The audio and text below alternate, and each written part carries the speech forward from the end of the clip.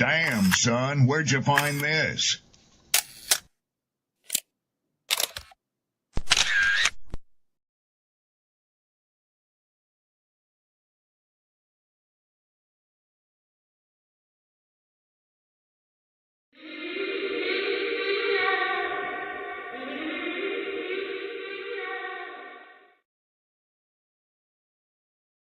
People don't be offended by the truth. They be offended because you called out the truth. Simple as that. They don't want to hear any other narrative that makes them look bad. One thing I can't stand at this big grown age is somebody who act like cause and effect does not exist. Like, yes, your actions caused this outcome. Yes, what you did lit the match. Like, why are you surprised and playing victim? Guys, Chico, they never lied. That's how you know somebody doesn't respect you. They listen to reply, not to be understood. They cut you off. They minimize what actually matters to you. They laugh at your boundaries, and then they call you sensitive when you try to hold the line. They show up late, they cancel last minute, forget the things you've told them, because in their world, your time, your energy, even your voice aren't a priority. They're just an option. You see, there are two kinds of people. Those who adjust when they realize they've actually hurt you, and those who expect you to adjust so they don't have to change. You don't need to be disrespected loudly to be disrespected deeply. Sometimes you'll see it. It's just in their tone, in their patterns, in the silence after you're known. Respect isn't what they say when they're watching. It's how they act when they think you'll tolerate it.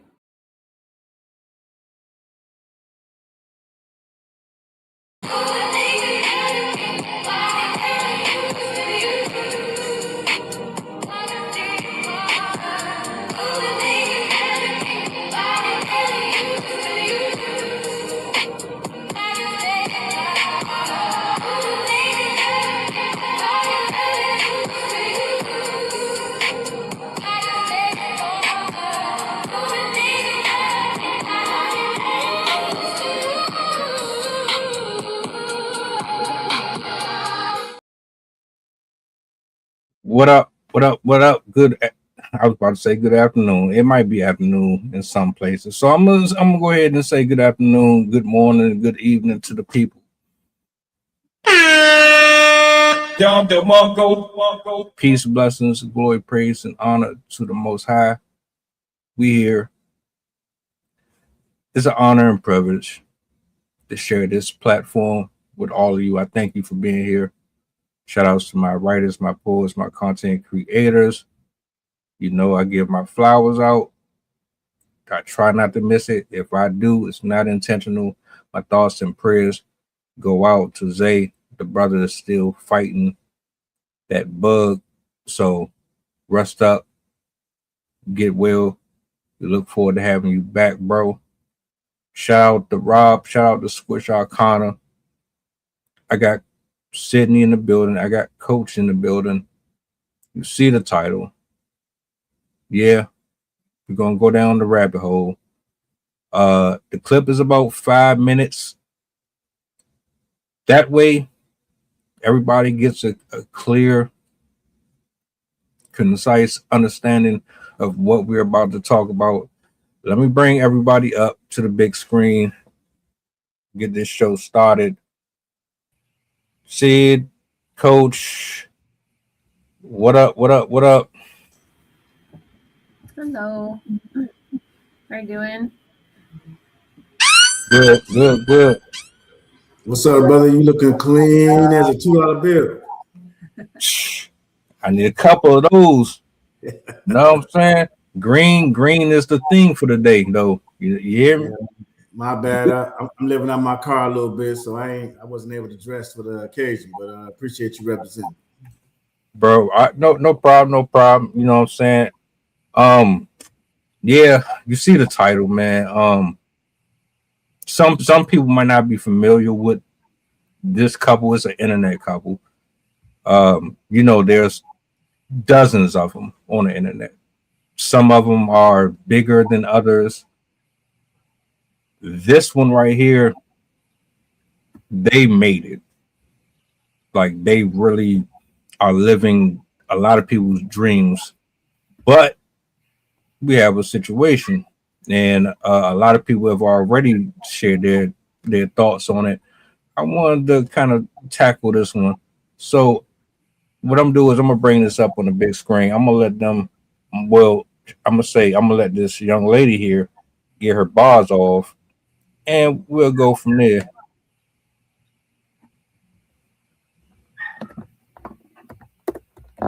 That Desmond and Christy Scott were Jehovah's Witnesses. I didn't know that Desmond and Christy Scott were Jehovah's Witnesses, right?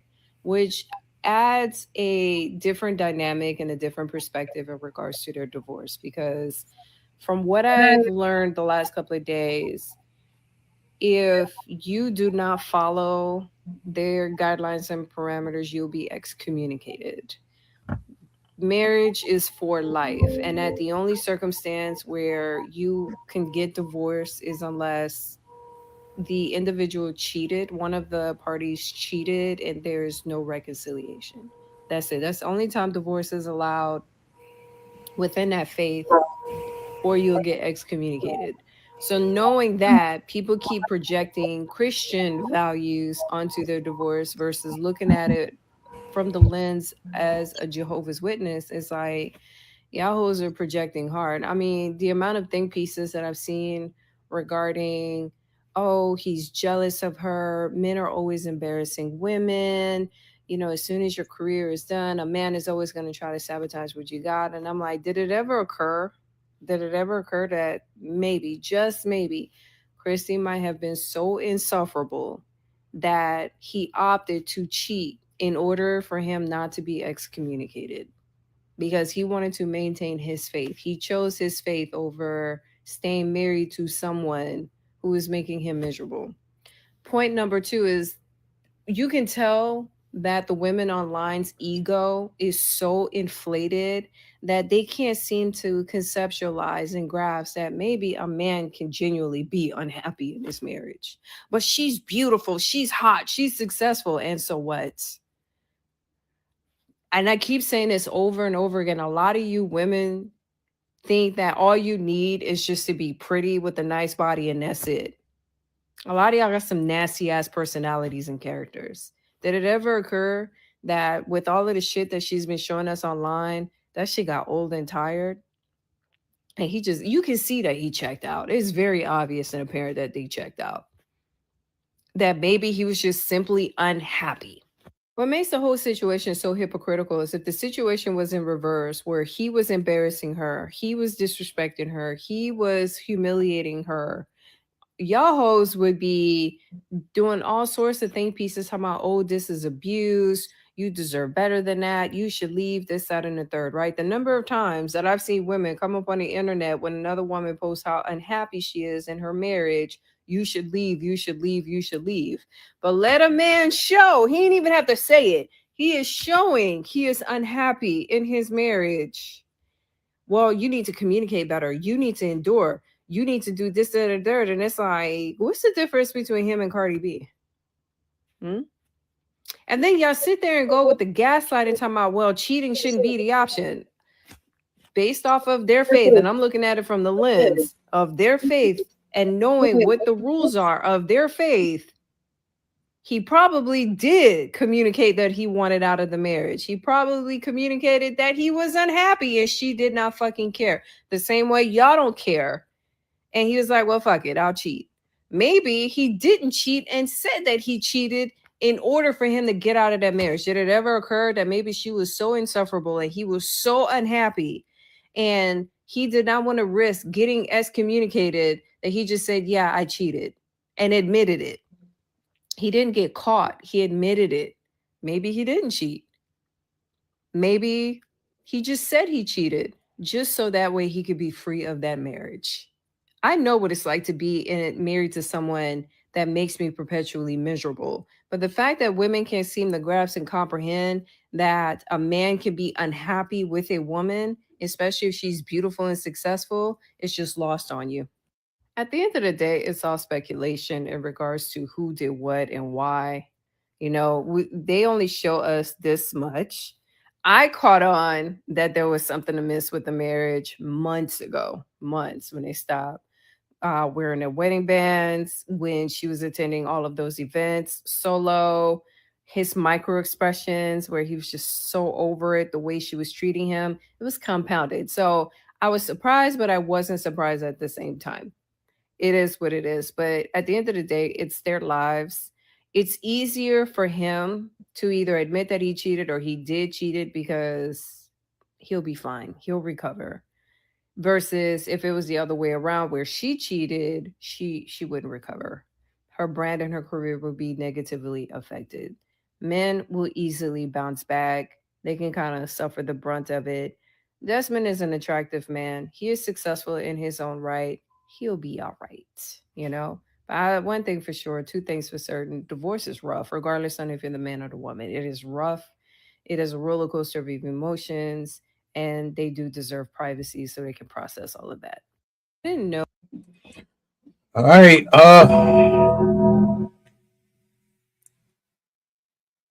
I'm gonna say this and then I'll yield the mic. So Desmond is a professional chef. Just a little backstory. She is pretty much the content creator. She's the one who does a bunch of the goofy stuff on TikTok and on YouTube. She does the dances. She does like the pranks and things of that nature. And he's kind of like the husband who's involuntarily a part of the pranks and the jokes and stuff like that.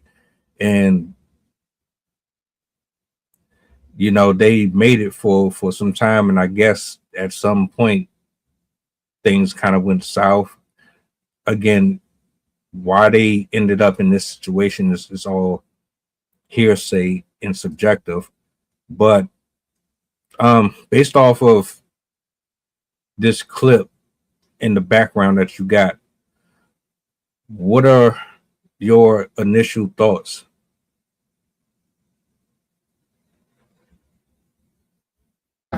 I don't know a ton about the couple, so I can't speak on whether or not I think the infidelity stuff is true or not. But I definitely side with a lot of what the woman commentator was saying. One, celebrity women, influencer women, very frequently do have very inflated egos, particularly ones that are focused on their image being their fame. It goes to your head. It really messes with your self-perception, your perception of how people perceive you, and it can really mess with your sense of reality, essentially, where you basically think that everyone else thinks the same way as you, and that everyone else sees you as big and amazing as you are. And there's a phenomenon too, psychologists have been finding, is people that center their entire lives around social media have a very egocentric way of existing, where they basically do think subconsciously or at least consciously that they are the center of the world. Like, they really think that everyone knows them, that they're extremely famous, that they're extremely important, and they put themselves up there with celebrities, even if most people don't even know who they are. But making your career out of just fame basically really does mess with your sense of self-perception. So I definitely agree that could have had a role in that. Also, the fact that as outsiders, like, we're never going to know everything. We're never going to know the truth of what's going on underneath that relationship. We don't know if he was happy or not, if she was happy or not, what could have led to this disillusion. One of the red flags I was noticing just from looking in their history is they are apparently middle school sweethearts, which is statistically incredibly unlikely to succeed. Typically, people that meet as young kids the relationships very, very, very rarely end up successful, just because of how development happens, and just everything that will happen in your life very frequently directs your course away from each other. So it's very uncommon for people who are middle school sweethearts to actually stay together. So when I saw that they were middle school sweethearts, I wasn't entirely surprised that this was the end result, because oftentimes people who are that young and staying together, they're staying together because, oh, well, we've known each other so long, and they're staying together because that's the rhythm they know. And those are the people that they're familiar with. And there's also some sense of like romanticization where they're like, well, we've been together since middle school, so we have to stay together. And they're kind of pushing themselves through and don't want to break up the relationship because it has that status. So I wouldn't be surprised if that also potentially had an impact on them not being a good fit, but them staying together for as long as they did. And yeah, in general, it's hard for me to say exactly if, I can't say if that was true or not, whether the infidelity was true or not. I feel like it's a little bit weird for somebody to be like, oh yeah, I cheated on you, even though they didn't, and that just being their reason to break up with you. I find that a bit fishy. Like, I believe that if he says he cheated, he probably cheated. But I also definitely see her point about like a bunch of people saying, well, how could you cheat on her? Like, she's the perfect woman. You don't know that. You don't know what her personality is like behind the scenes. You don't know how good she was as a partner, because relationships are not just, oh, we get along, we're cute together, we take good pictures together, we kiss and do stuff. It's like, can you cooperate doing the dishes? Can you cooperate vacuuming the house? Do you agree on how to raise your children? Do you agree whether or not you get pets or not? Like, there's so many nitty-gritty details people don't take into consideration that can drive couples apart. So there's probably a lot we don't know in this sense.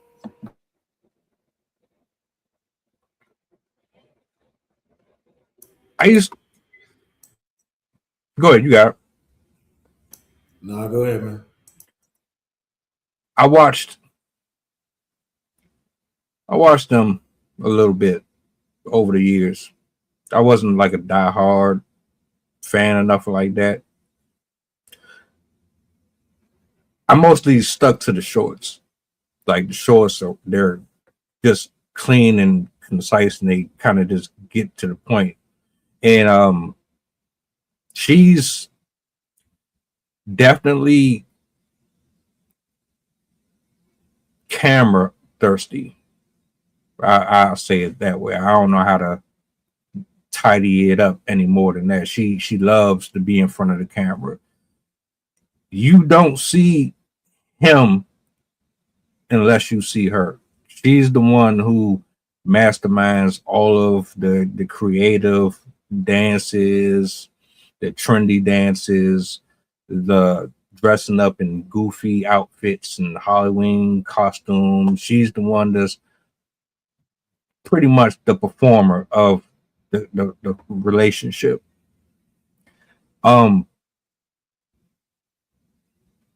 I never was a put my business out for the entire world type of a person. I prefer privacy.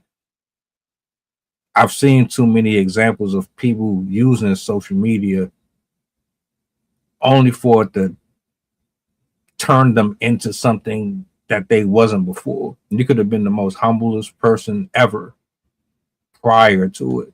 And as soon as people start liking you and they start giving you all of this attention, and they give you and shower you with compliments and admiration, you become big-headed. And you have a lot of people that get in your business. They become so self-involved, like it's a sickness to me. It's like you don't know these people at all, but if you grew up with them on social media, you act almost as if you were part of the family, like you're a cousin or you was a part of the wedding. And no, you're not. You are tuning in for some type of entertainment, just like I am. Either you're looking at them because by American standards, it's an attractive man with an attractive woman. The woman has a bubbly personality on camera. You love that she's goofy. You love that she's silly. You love that he carries himself with a level of humility because he lets her just be goofy as hell, lets her be her on that camera. But that's what you see here. What you don't see off screen is how it's affecting both. And Sydney, you spoke about how it changes certain women in this position, but we're not really understanding that this was her channel. He started his own afterwards, but her content was centered around her. He was just a part of it, and you turn that mic off, you turn that camera off, and then what you're left with. So I always thought they seem like they having a whole bunch of fun, and I could see why a lot of people would be like, I wish I could find somebody like this. I wish I could find a woman like this, or I wish I could find a man like this. But at the end of the day, you really don't know anything other than what they're giving you here. And I think that is the dangerous part about romanticizing public figures. I yield the mic. I think it's interesting because I think we do the same thing that like celebrities and influencers do to themselves, where we glamorize the like they're living the life that I want because we're seeing what we see on camera. We don't see behind the scenes. Like even in movies that we know are fake, we still glamorize those relationships. We still glamorize those experiences.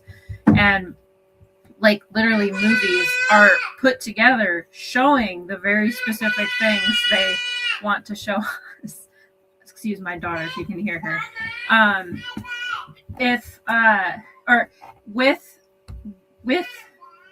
fame, with like glamorized lifestyles, people on both ends, the ones that are living it and the ones that are watching it, we're tricked into thinking that's how it should be always, and B, that it's like end all be all, like the way that you see it, if it's glamorized, if it's you have the lovely lifestyle, you have the fancy apartment in New York City, and you get to go to the beaches and take like you get to drink all those fancy drinks and stuff. Like most people are like, oh, that's the life, but they never consider what's going on behind the scenes. And it's the same way with relationships, like both the lives that people live and the relationships that people are in. For the most part, we only feature the parts that are nice, unless there's drama, and then we show off the drama. But even then, we're like picking and choosing the drama that either makes us look good or the stuff that'll get us views. So there's a huge discrepancy in how people are actually living and how things actually are. This is something that I've kind of been thinking about. I watch a lot of minimalism content, and one of my favorite YouTubers was talking about how a lot of people that are posting minimalism content, they're showing these lives, but they're not actually living that way. Like behind the scenes, the picture perfect house where it's always clean and it's always organized and nothing, they never have any stress at all. They're just kind of going with the flow, and none of that is true. like, yeah, they don't have as much stuff, so they don't have as much to manage, but you can never truly have a perfectly stress-free life, a perfectly manufactured, manicured life. No matter what people put online, no matter how you portray it, people are always going to have stressors behind the scenes that they're not going to show to people. And I know for influencers in particular, people that have a relatively inconsistent income, finances is one of the biggest stressors in relationships. And if they've had a lull in their viewership, that could have even contributed to their behind the scenes demise. And yeah, so they're showing this life that we assume is perfect and idealistic, and they themselves are promoting a life that is idealistic because they know that's what we want to see. They're not going to be forward and honest with us about it unless that was the focus of their channel, and that's not the focus of their channel. If I remember correctly, the focus of their channel is like basically just entertainment and pranks and stuff like that. And I think they kind of went into family life type stuff, but it was mostly like positive, uplifting content. So they're not going to be brutally honest with us about what's actually happening and what's going on behind the scenes. And so yeah, it's with influencers, with celebrities, we're very, very rarely going to get the full picture. And so that's going to be misleading to the viewers. And then it also, as I said, to a degree, affects the very people that are living that life, where they kind of expect that they have to portray this type of life for everyone, to hide any sorts of dysfunction that they might be experiencing. So they even could have been diluting their own problems by wanting to at least put on a facade that everything was okay. So yeah, all this was to say that when we see this type of stuff online, it's very rarely going to be the full truth of what's going on behind the scenes. It's always going to be some form of manufactured image with bits and pieces that they're comfortable releasing, but we're never going to get like the full truth of this. And I think it's just it's just going to continue allowing relationships to get glamorized. This isn't really going to change anything. People are going to continue seeing celebrities, seeing influencers online, thinking that that's the way it is and that you can have this magical life. Well, behind the scenes, everyone has their problems. Coach, what you got? Yeah, so what I'll say is what I took away from the video and what's being glamorized right now is that 50% of marriages throughout the United States are ending in divorce. So this is something that's being marketed, because everything that you guys talked about was just marketing.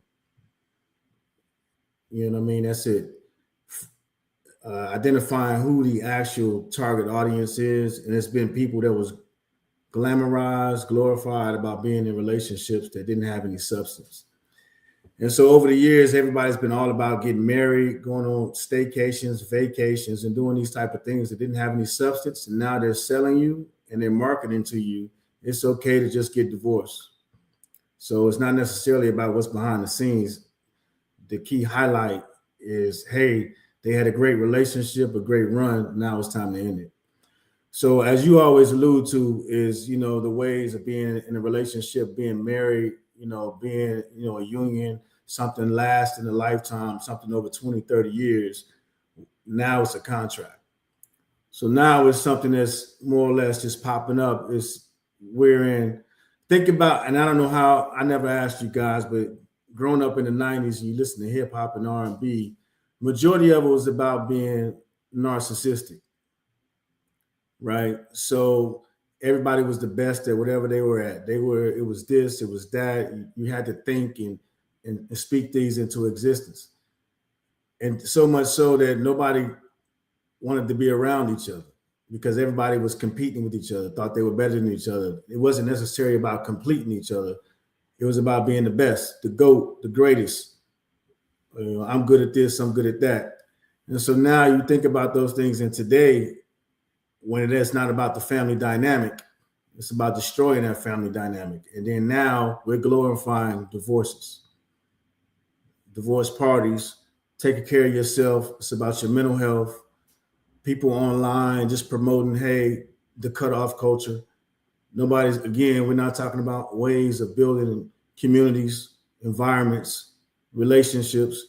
A relationship means you go through hard times, you build. You go through hard times, you recover. Right now, it's just, hey, look, fuck it, I had enough. I'm on to the next one. So it's what they're doing is dividing people as divide and conquer is pretty much what it boils down to. So let me just ask just a quick question.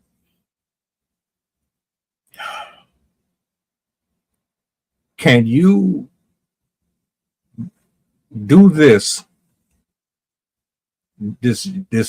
social media stuff and still successfully cultivate a healthy relationship inside that house?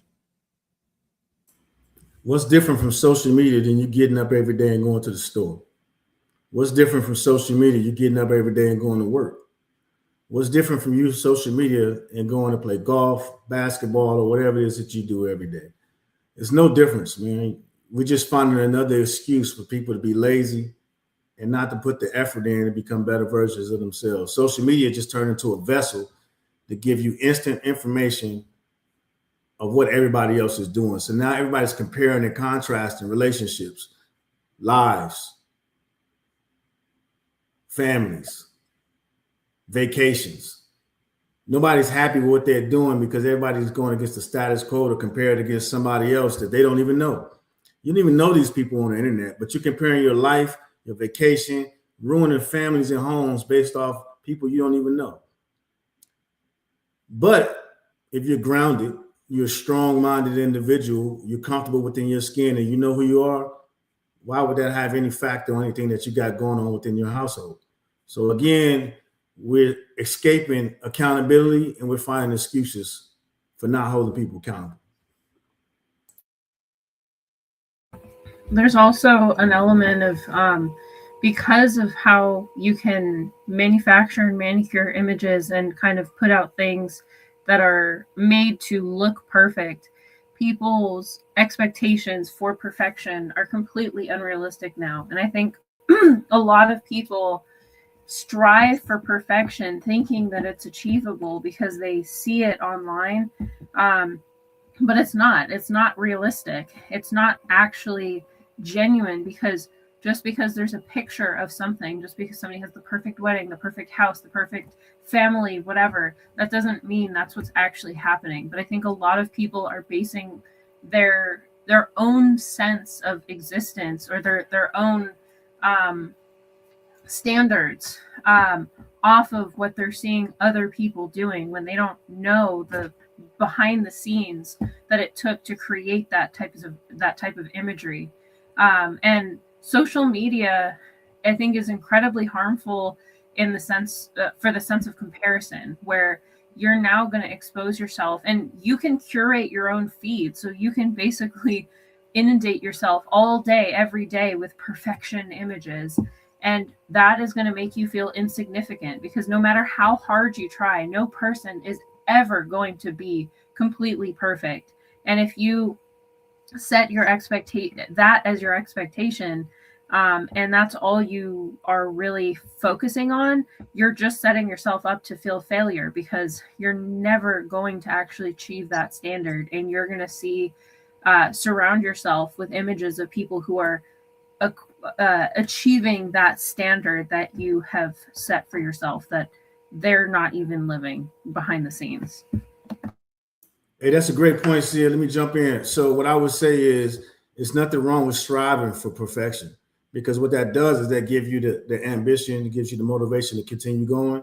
But expectation management, that's when that comes into play, is knowing when you hit that threshold with the tools that you have, this is probably as far as high as you can go. So you want to strive for perfection, But do you think you can ever be perfect? Hell no. So again, it's about, expectation management. And then, and I don't like to say goals because you hit a goal and then it stops. Right. So that's the bad thing about using, and it's all about wordplay and verbiage. Using goals, you reach that goal, short term, long term, 5-year goal, 10-year goal, 15-year goal, just whatever it is that you want to do. But you need to make sure that that strive, again, like we talked about for perfection, continues to go on. Because once you break that stride, that's when complacency comes into place. And once you become complacent, that's when you stop growing, because you get comfort within that complacency.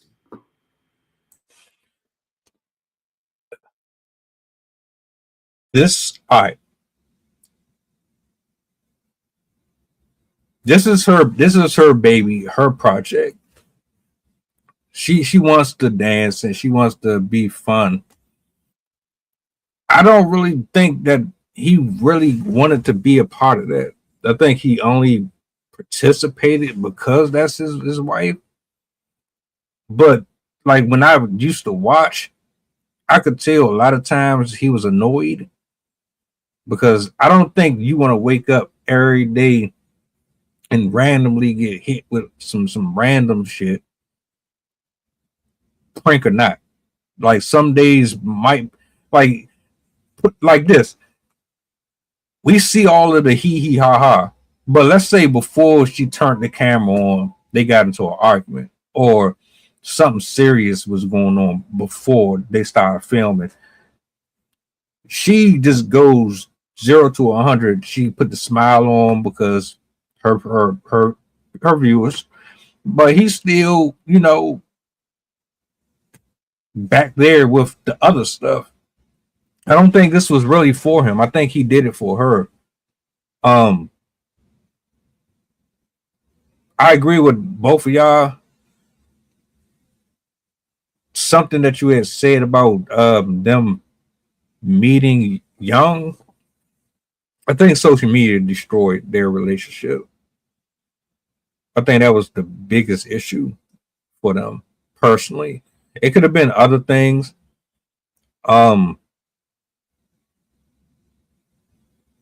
But I don't feel like, something is telling me he wasn't really the leader in the house. It came off like, because she was the main attraction and everybody was really technically watching for her, they weren't really watching for him. That did something. That did something to the dynamic in the house. And it's hard to really determine if the things that happened was due to one side being neglectful or the other. And it go back to something that Coach has said, your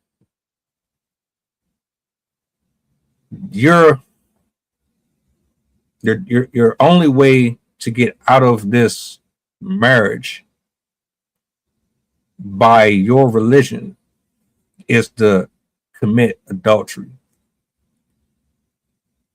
So he owns up and says, look, I stepped out. He tells her. People are wondering, did he really step out, or did he step out because, or he's just saying he stepped out just so that he could get out of the marriage? And it was really just a butterfly effect. Like things were just bubbling over time. I'm going to say there's two people involved in this. I can't really point the finger at either or. I think it takes two to come to this conclusion here. And I know I'd feel some type of way if my whole life, or at least part of my life, was spent on social media.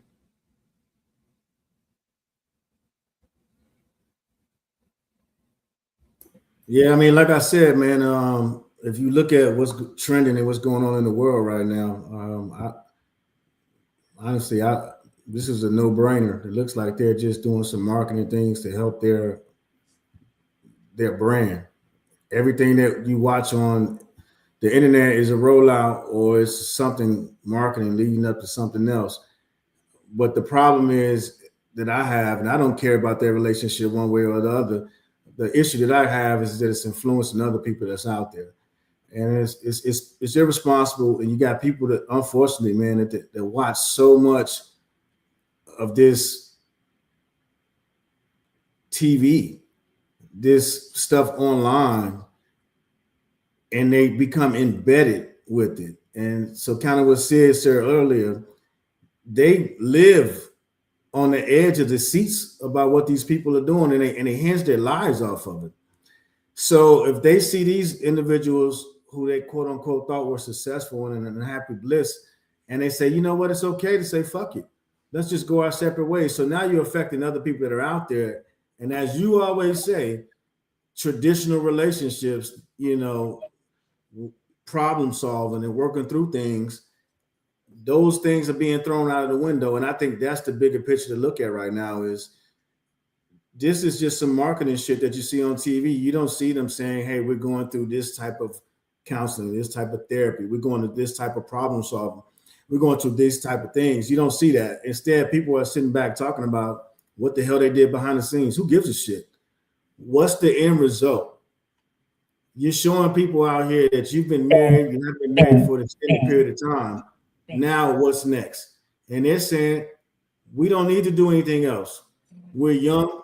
We can go on and live our lives and we can rebound, which is 100% correct. It is. But then again, I'm going to keep poking and jabbing your ass because you always talk about traditional relationships and being married. This goes against the grain and everything that you talk about. So I want to hear you, you know, stand 10 toes in and give us a little information on how you feel about it. Well, like my personal opinion is there's multiple angles you can look at this shit. They could just be doing it for show. Like right now,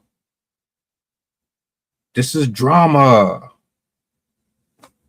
And then give it a couple months, these niggas come out with a TV show, a spinoff, and they have Dr. Umar counseling them back to rehabilitation.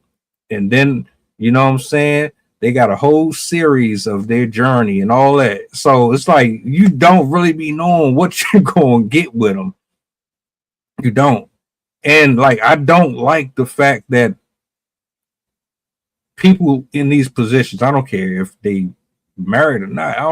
I don't like when there's people in these positions, they don't understand that what they're doing is, like you just said, you're giving people this false reality of life.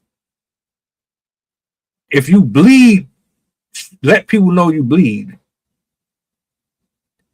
If you broke your arm, let people know you broke your arm. If you are an asshole, let people know you are an asshole.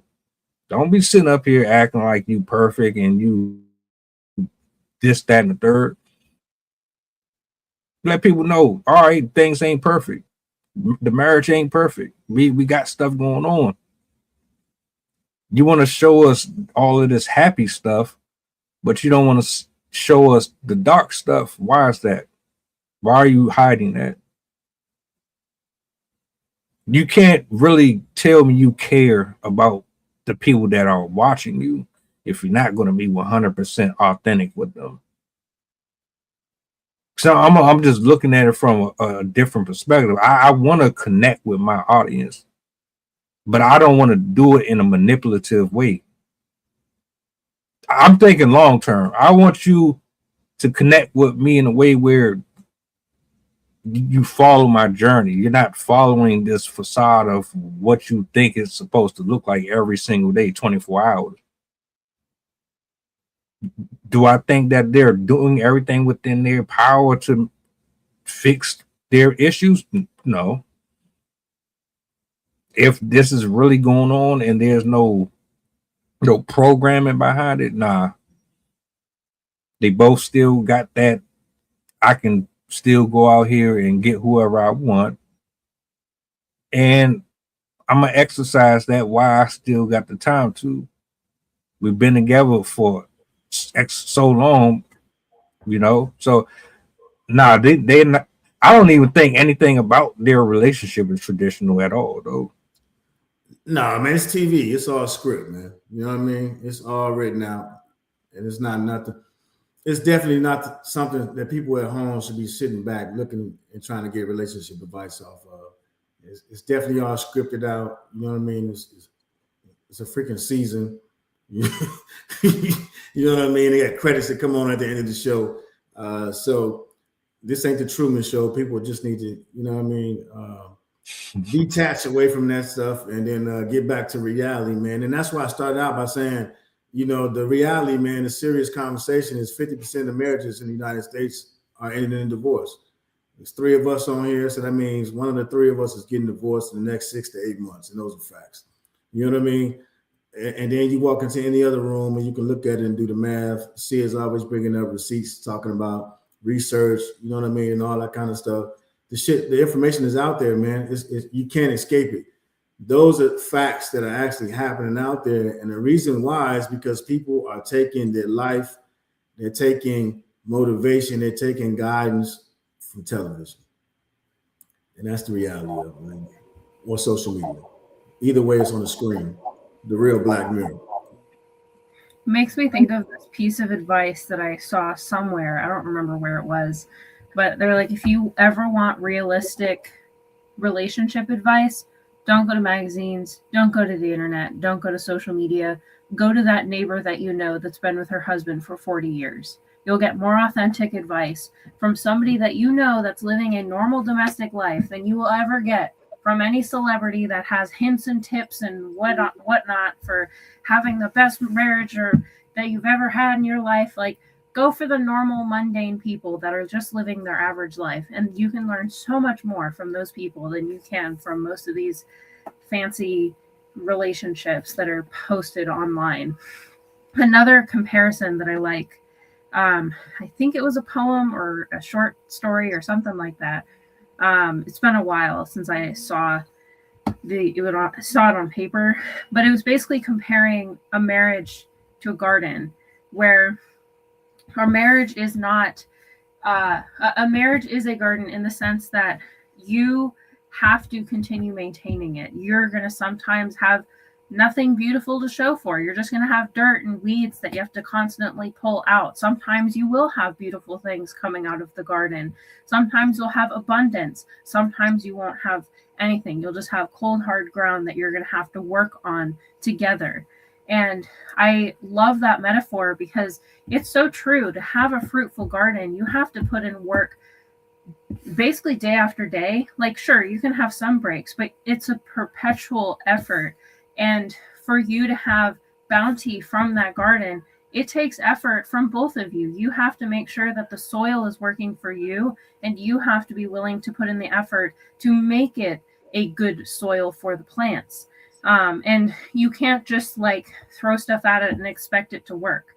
And I think a lot of people are kind of tricked into thinking that now, where, oh, you just have to have like sparks and emotion and the right connection, and then you'll be fine and dandy for the next 50 years. But that's not how it works. You're not always going to get along with your spouse. As much as you have in common, you're always going to fight about something. But it's how you deal with those fights, how you move on from those situations, and how you learn to grow together to create a life that works for both of you. Because so many people are ready to call it quits over nothing.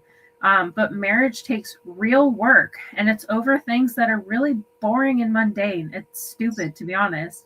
Like, we argue over, like, why did you move the crackers out of this cabinet and into that cabinet? I was looking for them for like 20 minutes when they're usually always in this cabinet. I'm like, I'm sorry, but like, it's never glamorous, or it can be glamorous in some fleeting moments. But I promise, like, a real marriage takes work over things that are really stupid. But it's so worth it, because when you know you have someone in your corner that you can go to, that you know, like, I'm on the side of the road and I need someone to pick me up, and I know he'll be there, and I know, like, sure, he might be pissed off that I woke him up at 2 a.m. because I have a flat tire and I didn't know how to fix it myself or something, but I know he is actually there for me, and he's going to help me and care for me. And we are raising our kids together, and we are building a life together. It sounds cheesy, but there is something to having a partner that is behind you, is standing behind you. And I think a lot of people mistake dedication and devotion for just like emotional, I don't even know what to call it, but just like, it's exciting, and you get to go fly and go to a different country and hang out and take cool pictures together. Like that's not what it is. It's really about that connection, that deeper connection that you have, and knowing that there's somebody there that you can trust always. I could only think of two reasons why this went the way it went. The communication was absent, or the communication was there and somebody failed on one side to meet the other person. Because you can have one party telling you this is what's going on, we need to address this, and then you can have the other person who is dismissing you. You see that a lot. It doesn't really make a difference if it's in a marriage or not, where somebody is just kind of brushing off your feelings. Oh, you ain't hearing what you hearing. You ain't seeing what you really seeing. You'll be okay. I'm telling you. I'm talking to you. What? And you keep getting dismissed over and over and over again. Ultimately, marriage is not a joke. It is not just a contract. When you sign them papers, it ain't just about the papers. It's about you telling the other person, this is for real. This is a union. That means you're going to get on my nerves and I'm going to get on yours. But we're going to have to figure this out.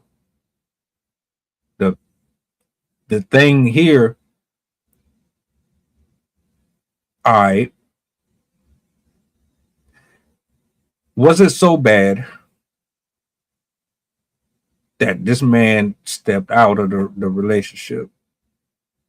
Did it get to the point to where it just wasn't no more talking, and then we resolved, or we just outsourced as much as we could? Nothing happened. Nothing changed. I'm exhausted. You're exhausted, and that's it. And if that's the case, you made your entire life public. Millions and millions of people watch you. You can't just put all of this out here and then say, oh, for respect of our privacy, can y'all kind of respect our what we're going through and this, that, and the third? But you done spend most of your life in front of us for years. You got people invested. You got people commenting and trying to figure out, oh, we thought y'all were perfect. What happened? And you got people trying to figure out, why did he cheat? Did he cheat? It's all his fault. Well, no, it could have been just as equally, excuse me, could have just been equally her problem as it was his. I'm gonna just say it was both of their fault. Both of them failed here. I mean, go to counseling, go to therapy. And if you really trying to convince me that the only way for you to say, look, this ain't working out, I'm going to have to say, hey, I stepped out. And if that's by your religion and that's the only way you can leave this, I digress. But I would never take advice from a social media couple. I've said this plenty of times. Do not believe everything that you see on social media at all, especially when they constantly playing Nelly and Kelly Rowland in the background of their videos, and they holding hands and they doing all the cutesy stuff. That don't mean nothing. Don't mean nothing. Judge, was it Judge Tolan? It was a judge that had a security guard by her side, and the plaintiff said something to the security guard and said, "Man, you look like you miserable, brother." And people laughed at it. They thought it was a joke. You go to Instagram. A few months later, that same security guard, bailiff, same bailiff, that man is spending the rest of his life in jail because he killed his wife.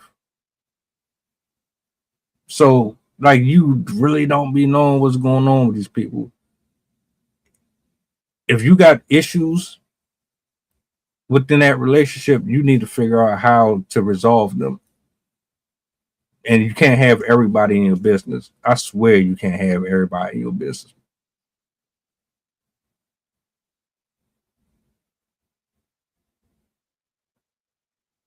Matter of fact, let me ask this question. Should there be a third party involved in your situations, your personal situations in the house? Explain third party. A intercessor, a mediator. Professional or friend? Either. Because, professional is obvious. So then we should obviously not have a friend. Shit. You answered your own question, man. Man. Well, it also depends on the issue too. Yeah, so yeah, absolutely. To shoot you some bells, just depends on what the situation is. Because the problem is, man, is what not everybody has the ability to do is, and you know what I'm getting ready to say, is take the emotion out of the conversation. Everybody doesn't have the ability to just be the mediator.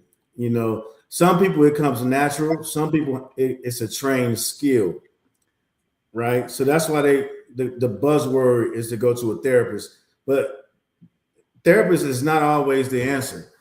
The way therapy is based up and the history about therapy is biased, right? This ain't the conversation for us. So what I will say is it is biased based on who created therapy and the way you go into therapy. But there's other forms of mediation that are out there. And you know me, I always tell you, you should have a professional or a subject matter expert in whichever issue that you're going through, because they have been properly trained. They have taken certifications. Not saying that means they are experts. That means at least they have the baseline and structure to provide you in your recuperation process. Other than that, you're going off of somebody with experiences and their opinion. And that's where the difference comes into play. Because when you're trying to recover, you need the actual structure that is there and identified along with the experiences. So yeah, therapy is historically, compared to human existence, is very new. Like, therapy really didn't start until like the 1900s, and honestly, like 1950s, if you want to go with more modern therapy that people are familiar with. But even in the past, like 1800s, 1700s, and even before that, even Native Americans had stuff like this, where if a couple that was, I don't want to call it marriage because that's not how it was in every culture, but they would see like either their parents or the village elder, or they would often have like a some sort of wise individual, whatever they call it, in the community that they could go to and talk to about whatever issues that they were having. And so historically, married couples / relationships have had a person that they could go to and refer to when they were having issues to seek out advice. And we have definitely branched out since then, and a lot more things are seen at like, oh yeah, just go to the internet, just go to your friend, just go to your neighbor, just go whoever for advice. But I think just like what you said, Coach, you have to, one, really be certain of who you're going to. That person needs to be a fairly neutral party. They should be well versed in, or I guess not well versed, but be successful at being able to kind of facilitate a discourse, a peaceful discourse, and also have advice to give, have wisdom to offer. Even now, like, people go to therapists that are just like, they got hired off the internet and now they're getting it off an app and they don't actually have any clue what they're talking about. The amount of people that are getting advice from Grok and AI, like, oh my God. Word of advice, don't try and get marriage advice from Grok. That's not going to end well. But you have to be very cautious of who you go to. Some people could have a hidden agenda and be trying to convince you of a different direction. This person that you go to should understand what the goals in mind are, because some people might try to either argue for you to stay together if you don't want to, or argue for you to split apart if you want to stay together. And there's also the element of, you have to be willing to try. It does not matter who's facilitating the conversation if the couple is not on the same page, if the couple is not willing to put in the effort and to be honest with each other and to establish the goals that they want together. Because if the couple is not on the same page and one person's interested in staying and the other person's not interested in staying, it's not going to end well, because it's going to be one person trying to convince the other person of what they want without having any interest in what the other party wants. And so when you engage in these conversations, you really have to talk to each other first, unless it's a very, very volatile relationship, in which a third party is necessary to kind of keep the situation calm. For the most part, before you seek help, you should seek out each other first, because really you are both the ones that have the best idea of what's going on, how you feel, and theoretically you two should know each other the best. And sometimes bringing in a third party is just going to complicate things. So make sure you put in the effort first with yourselves, before you start to involve other people. But if you do get another person, make sure they're reputable. Facts. So just to tag team what Sid just said is, again, and the basis behind therapy is to make sure that with Siegfried and Freud and those guys, to make sure you provide a safe space for the woman. And so what happens is, man, is that therapy and all that stuff was established, like she said, in the 1900s. It's 2026, man. Times have changed. Women have changed. Men have changed. The perspective has changed. So for you to still try to educate and counsel somebody on something from the 1900s, listen, man, somebody told me the other day, dude, you was born in 1977. That was a long time ago. And I was like, oh, shit, that was. So imagine that you taking information and you're taking logic and stuff from the 1900s, prior to that, 70 years prior to that, and think about how outdated it is, right? And think about the mindset and how everything has shifted and maneuvered. How now the male is more or less the one that's not necessarily finding success in the workplace in these different places, and now the woman, female, they're being pushed to be to the forefront for more success, in work, education, sports now. Now they're even talking about, the WNBA being promoted to get, more notoriety and different things of that nature. So just the whole mindset has shifted. So with that being shifted and you go into therapy, you might be down -5 or 10 points.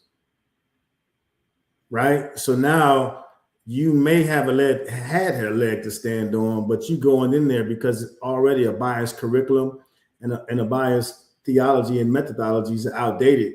You're going against that grain. So it might not necessarily be beneficial for you. So that's why you have so many things out there now with coaching. You have things out there with people talking about psychological advancements and placements to help people out, talking about personality assessments, talking about demographics and where they come from, these type of things. So you got to stay up to par with what's going on out there in the world so that you can make sure you're getting the appropriate tuning for your mental state, just like as if your car, right? People driving around electronic cars are not pulling up in the back of somebody's backyard, to see a mechanic. They're going to see somebody that can work on an electronic car. So same concept, man, is, you got to stay current with what's going on. And then like Sid said, having a conversation, man, the hard conversation with yourselves at home. That's important. It goes back. Everything we talk about is the basis and the background of communication. And if you aren't communicating at home, if you aren't open-minded, you're not coachable, you're not trainable, you're not teachable on both parties, then that's where the issue lies. So you're searching and seeking for somebody else to play the mediator and pick a side. And that's what people end up doing, is they don't want to listen and they don't want to be open to communication and receptive to what's going on. So now I need somebody to pick a side. And then now it's not about flourishing and moving forward in a relationship. It's about somebody picking a side, and it's about who's right, who's wrong. We're competing and not completing each other. The difference with that electric car is you remember the self-driving one. It had somebody stuck in the trunk a few weeks ago. So I don't know how much I'm relying on that shit, but the healthy relationships, you have to constantly be working at evolving your communicational skills, especially if you really take the other person serious. The difference that I do see with someone going to a 9-to-5 and the internet is the realities are different. Because you had mentioned that earlier. What's the difference between the two? This right here is not real, not for everybody. Some of this you can take with you. A lot of it you can't, though. This situation proves it, right? Somebody who is like constantly programmed, lights, camera, and action. How do you cultivate or have like a healthy exchange with a person who is constantly being fed all this dopamine from comments all day? Oh, she's so pretty, she's so this, she's so that, he's lucky this, he's lucky that, this, that, and the third. The men thirsty. All you see this all day. How do you get all of this attention fed to you for damn near your 6-7 years running social media and be normal at home? How do you turn that off? Like, it's different if you just going into an office. I think you're talking about two separate things, man. If you run a business, you got somebody that takes care of your social media. So you're not even engaging with that. If you're doing it all yourself, you're probably not successful. These two individuals are, from the video you showed, I'm assuming they are successful. So they have a team for that kind of stuff. So I don't think that kind of stuff even reaches them. They got fan pages, they got all that kind of different stuff. So I don't think that necessarily plays a role, man. To be honest with you, I think these kids or these people just get a script, they go out there and enact it. And then, like you just said, is we don't have the behind the scenes. We just don't know what's going on. But everything that's out there, in order to be successful in any business, you got to have a team behind you. And everybody that's successful online, they got a team behind them. Nobody's sitting at home doing all this stuff by themselves. So I think, again, we start to separate online, like you just said. I'm just piggybacking on what you said. And somebody, a 1099 versus a W-2. 1099, they're a contract, they go on a part of a company, and they have a team. Then it's the same concept because the team wins, not the individual. So I think that's where people get it misconstrued, is they don't understand these people online, they are working. They're working and they have a team behind them. And everybody that's sitting at home, not being successful online and being in the podcast, doing it by themselves, that's why we aren't successful, because you don't have a team behind you. So I think that's where people the view gets skewed in seeing that. And that's where the online thing becomes a gray area, because people are online benefiting, making money from it. And then people are online looking for validation and notoriety. There's two separate things that are happening. These people that are making money and being successful got a team, a brand pushing them. And then everybody else is sitting there trying to emulate and imitate what they're seeing other people be successful with. To go along with that, I don't think it really matters like what caliber you're at, whether it's online, whether it's an in-person job with a boss and whatnot. I think what matters really is your boundaries and whether or not you're allowing yourself to, when I get home, I'm home with my family. I'm home with my kids. I'm here spending my time with you, and I'm not going to be spending my time online, because a person who works a 9-to-5 job could very easily fall into a very similar trap where when they get home, they're back on the computer, they're doing projects until 2 a.m. They don't see their kids. They don't participate in the household work. They are still giving all of their time to work and thinking about their coworkers and their boss and their projects and whatever. It's not about what you're doing. It's about how you use the free time that you do have. Because a person who is successful in their marriage is successful because they've decided to dedicate certain hours of their day, certain time to their wife, to their kids, to their household, to make things easier for their family. Whether or not they have a super crazy job or a very easy passive job. It really matters more with how you actually manage your time to prioritize the things that actually matter to you. So I think you could very well have a very successful internet job. You could be a media influencer while also having a very successful relationship, if you allow yourself to actually prioritize that time to show your partner that is your priority. As I said, it really doesn't matter what you're doing. It just matters how you're actually spending your time and how you're showing your priorities to the people that matter to you. Quality over quantity.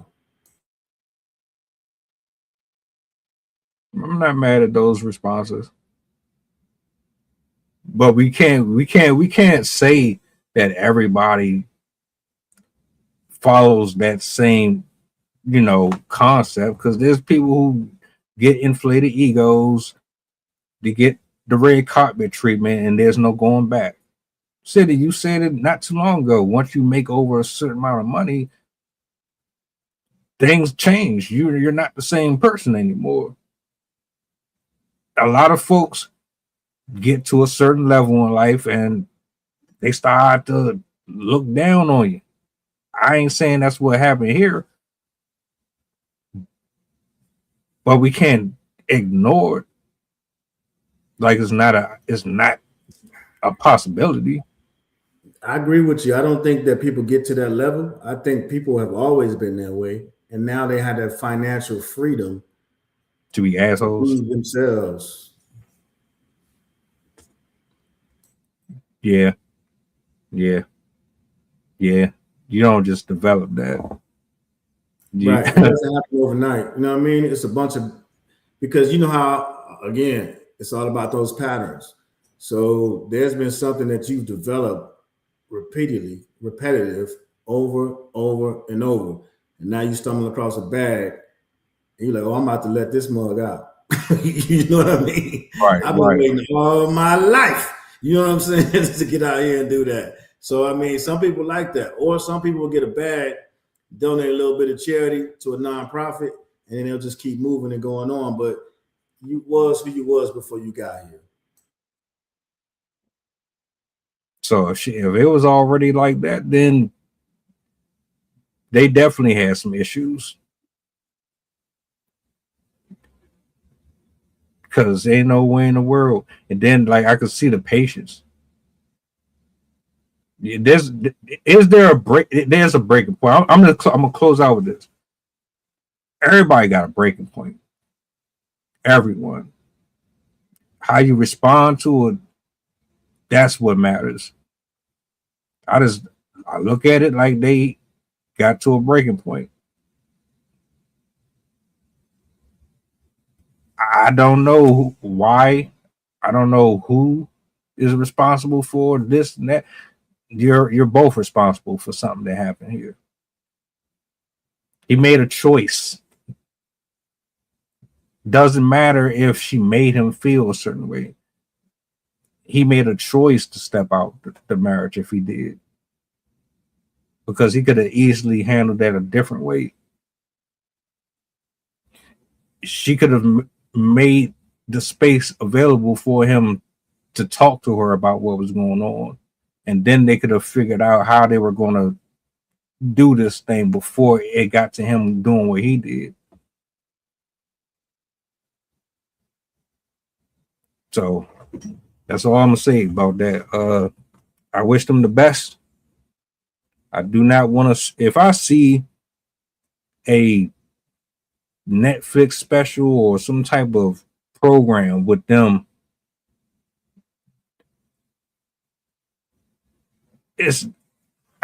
please don't do it. Please don't. I don't want to see that, because now I'm gonna really be pissed off, because it's like y'all just played in our face again. It's like, here we go, more TV, more this scripted stuff. None of it was real. Y'all got people out here really thinking that this is real, and they're gonna emulate it in everything that they got going on. Yeah, a prank.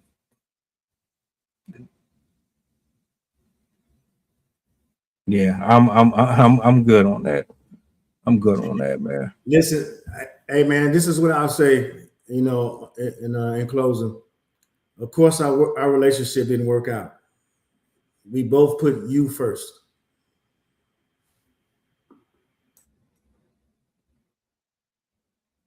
Any final words before we close out? Said, shout out to everybody who pulled up to the stream tonight, man. Appreciate y'all for being here. My only closing remark is, don't get marriage advice from Grok. I know, right? The fact that people actually do that is wild to me. Somebody did that to me on Twitter last year, because I made a comment about something, and they said, "Hey, Grok, who is Assembly of Excellence?"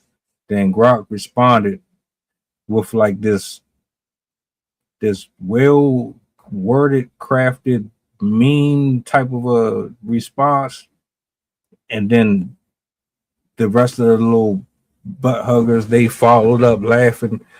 I don't know. I can't get with it. I'm not going to no computer for stuff like that.